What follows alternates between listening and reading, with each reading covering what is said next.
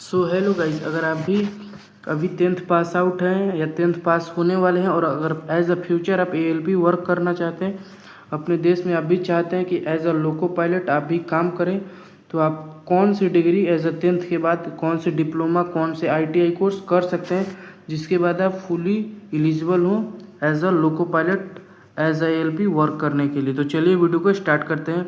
आज की इस वीडियो में हम देखेंगे कौन कौन सी आपको कोर्स करना है जिसके बाद आप एलिजिबल होंगे फुल्ली, आपकी सैलरी क्या होने वाली है, कौन से एग्ज़ाम के बाद आप सेलेक्ट होंगे फुल्ली, और आपको वर्क लाइफ बैलेंस जो कि एक इम्पोर्टेंट रोल प्ले करता है ये क्या होने वाली है, आपको ट्रैवलिंग अलाउंस क्या मिलने वाली है, आपको टिकट पास क्या मिलने वाला है। आज की वीडियो में सारी चीज़ें हम एज अ प्रूफ आपके पास लाएंगे और बात करेंगे। तो चलिए सबसे पहले बात करते हैं कि आपकी क्वालिफ़िकेशन क्या होती हैं। जैसे ही आप 10th पास आउट होंगे तो आप या तो ITI कर सकते हैं या तो डिप्लोमा, और अगर आप 12th पास आउट हैं तो आप BTech कर सकते हैं। लेकिन अगर आपका लाइफ ये है, आपका फाइनल एम यही है कि आपको लोको पायलट बनना है, तो 10th के बाद मेरे भाई मैं सजेस्ट यही करूँगा कि आप ITI करिए। ज़्यादा पैसा खर्च करने से कोई प्रॉब्लम नहीं है, आपको खुद पे ट्रस्ट है कि मुझ लोको पायलट वाला एग्ज़ाम क्रैक हो जाएगा, तो आप एकदम ITI की तरफ ध्यान दें। और ITI में भी कुछ ऐसे सेलेक्टेड ट्रेड्स होते हैं जिसको लेने के बाद अगर आप एज अ ALP बनना चाहते हैं तो कोई प्रॉब्लम नहीं होगा। तो अगर आप ITI के बाद फुल्ली एकदम कॉन्सेंट्रेटेड है कि आपको ALP की ओर जाना है तो आप इलेक्ट्रीशियन से, fitter, mechanical, diesel and Turner से करिए। अब इसका मेन रीज़न ये है कि मेरे भाई ये मशीनरी का काम है और मशीनरी के काम में इन सब का एक अच्छा रोल प्ले होता है। तो ITI अगर इन ब्रांच से करते हैं तो आप फुली एलिजिबल हैं। और अगर आपके पास डिप्लोमा या BTech करना चाहते हैं तो आप मैकेनिकल, इलेक्ट्रिकल, ऑटोमोबाइल, इलेक्ट्रॉनिक्स एक पार्शियली हो जाता है, हर बार नहीं आता इसका वैकेंसी, पर हाँ कभी कभी इलेक्ट्रॉनिक्स वाले भी एज ए LP के लिए फॉर्म अप्लाई कर सकते हैं। तो सिविल, कंप्यूटर साइंस, IT ये सब नहीं फॉर्म फिल कर सकते हैं, क्योंकि मेरे भाई जो ये ट्रेन वाला काम है ALP वगैरह ये सब मशीनरी से रिलेटेड है। बाकी आपको एग्ज़ाम क्वालिफ़िकेशन क्या होनी चाहिए मिनिमम आपको समझ में आ गई। ITI, डिप्लोमा, BTech कौन कौन से ब्रांच से करना है वो भी यहाँ पर हम बात कर चुके। ट्रेड कौन सा होना चाहिए, ब्रांच कौन सा होना चाहिए। तो चलिए अब आगे की बात करते हैं कि आपको एग्ज़ाम कौन सा क्रैक करना है।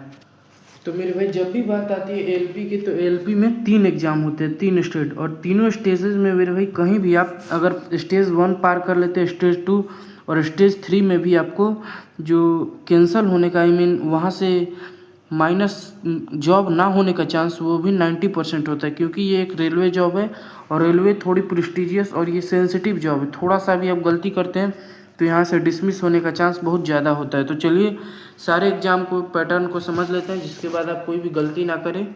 SSC की तरह इसमें भी CBT की फॉर्म में एग्ज़ाम होता है और इसका एग्ज़ाम लेता है RRB यानी railway recruitment board. Railway recruitment board इसका एग्ज़ाम लेता है और उसके तहत आप एज ALP सेलेक्ट होते हैं। तो चलिए बात करते हैं exam process, exam pattern. 3 exam होते हैं, पहला CBT 1 होता है, दूसरा CBT 2 होता है और तीसरा होता है CBAT। अब सबका फुल फॉर्म एंड एक्सप्लेनेशन देख लेते हैं। कंप्यूटर बेस्ड टेस्ट 1 ये दोनों को तो सब जानते हैं, पर तीसरे में थोड़ा सा इन लोग को प्रॉब्लम हो रहा होगा। तो इसका मतलब होता है कंप्यूटर बेस्ड एप्टीट्यूड टेस्ट। मेरे भाई यहाँ पर ये होता है कि आपको एज अ मेंटल टेस्ट होता है। रेलवे बोर्ड आपको मेंटल टेस्ट लेती है कि आपका मेंटलिटी कैसा है, आप सोच कैसे रहे हैं। अगर आपको कोई थोड़ी सी प्रॉब्लम है तो आपको जॉब में काफ़ी प्रॉब्लम हो सकती है, क्योंकि मेरे भाई आप कोई खिलवाड़ नहीं कर रहे हैं, आप एज अ ट्रेन चला रहे हैं, आपके हाथ में कई लोगों की जान है, तो आप एज अ रिस्पॉन्सिबिलिटी का वर्क कर रहे हैं, तो आपके मेंटलिटी पे भी काफ़ी ध्यान दिया जाता है। तो इसीलिए कंप्यूटर बेस्ड एप्टीट्यूड टेस्ट होता है। आप समझ गए कि 3 प्रोसेस होता है एग्ज़ाम का।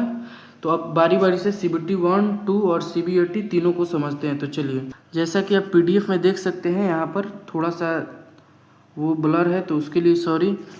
तो यहाँ पर ये है कि सबसे पहले आपको मैथ जो है आपका वो ऐसा यूजुअली आता है 20 मार्क्स का।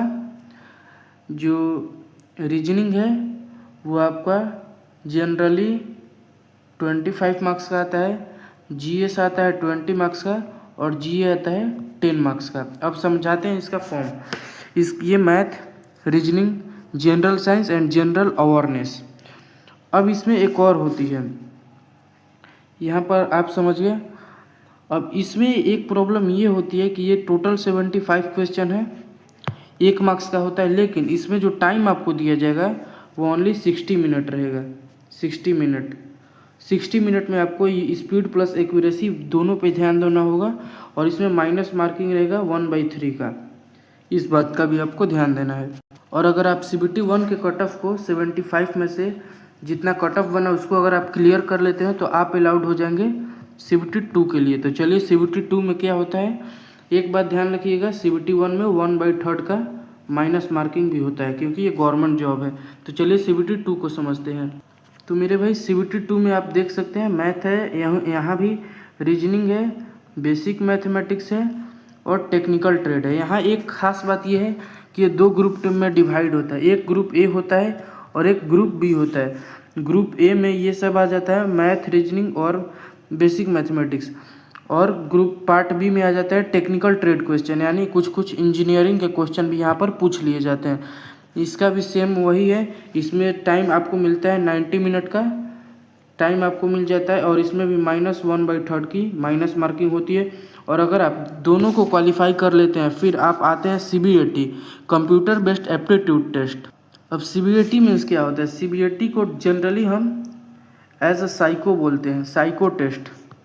साइको टेस्ट मीन्स जनरली ये होता है कि आपको एज अ मूवी आपको कुछ दिखाया जाता है स्क्रीन पे, और उस मूवी से आपको कोई एक क्वेश्चन दिया जाता है कि आपका जो थिंकिंग एबिलिटी है, मेंटलिटी एबिलिटी है, आप क्या सोचते हैं, आप कितने टाइम पे रिएक्ट करते हैं थोड़ी थोड़ी बातों पे।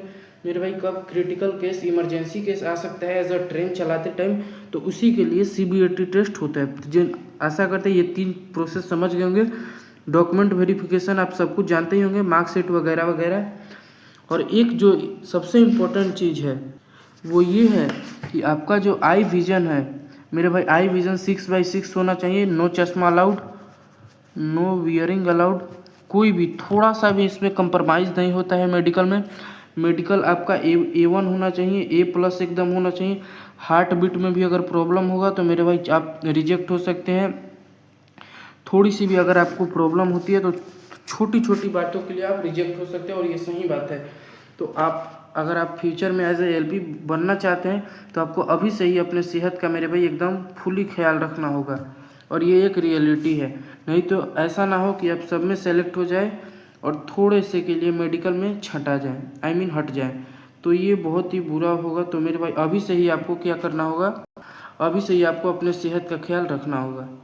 आशा करते हैं ये समझ में आ गया। अब सब चलते हैं salary and work life balance की ओर।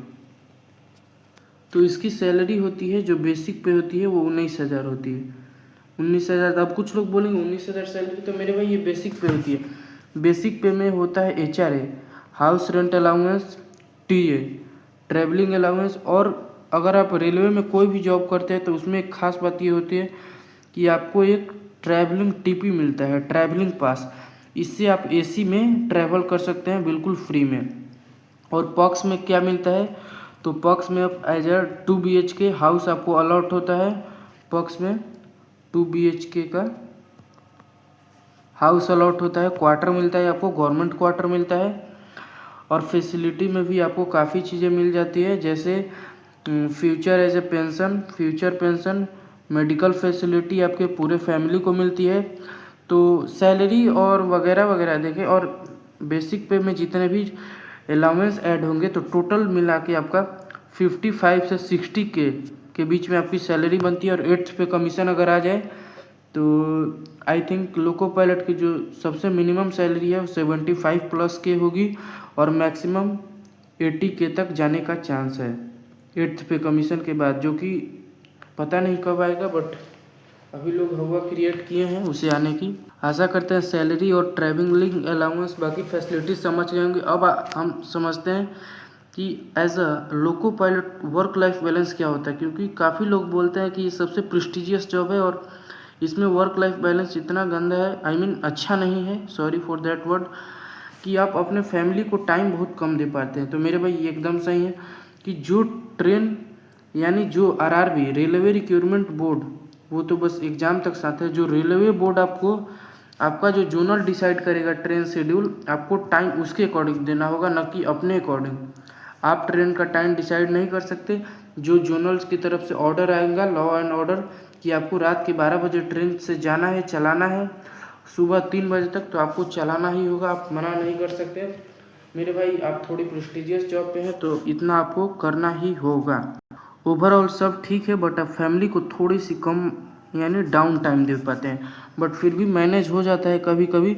और इसकी एक ख़ास बात यह है कि आपको अगर एक्स्ट्रा ओवर ड्यूटी करते हैं तो पर किलोमीटर आपको कुछ चार्जेज भी मिलते हैं, लाइक 100 या 100 रुपीज़ टू 200 रुपीज़ पर किलोमीटर आपको चार्जेस भी मिलते हैं। ओवरनाइट ड्यूटी करते हैं तो उसका भी चार्जेस मिलता है, यानी काफ़ी अधिकतर इसमें फैसिलिटी है, सैलरी है। बस थोड़ी सी जो है वो आप फैमिली को टाइम कम दे। इससे रिलेटेड आपको कोई भी डाउट होगी तो आप कमेंट में कर सकते हैं। बाकी आज के लिए इतना ही, दैट्स ऑल, थैंक यू। और अगर आप रेलवे की प्रिपरेशन बिल्कुल फ्री में, इसके जीके की प्रिपरेशन करना चाहते हैं, कैसे करें वो टिप्स चाहिए, रीजनिंग कैसे पढ़ें, जीके कैसे पढ़ें, रीजनिंग कैसे पढ़ें, मैथ कैसे पढ़ें, तो उसका एकदम as a beginner, as a fresher आप कैसे पढ़ें, तो उसका टिप्स अवेलेबल है। हमारे यूट्यूब चैनल के डिस्क्रिप्शन में लिंक है, या फिर आप चैनल के होम पेज पे जाके सारी चीज़ों को देख सकते हैं। That's all, thank you.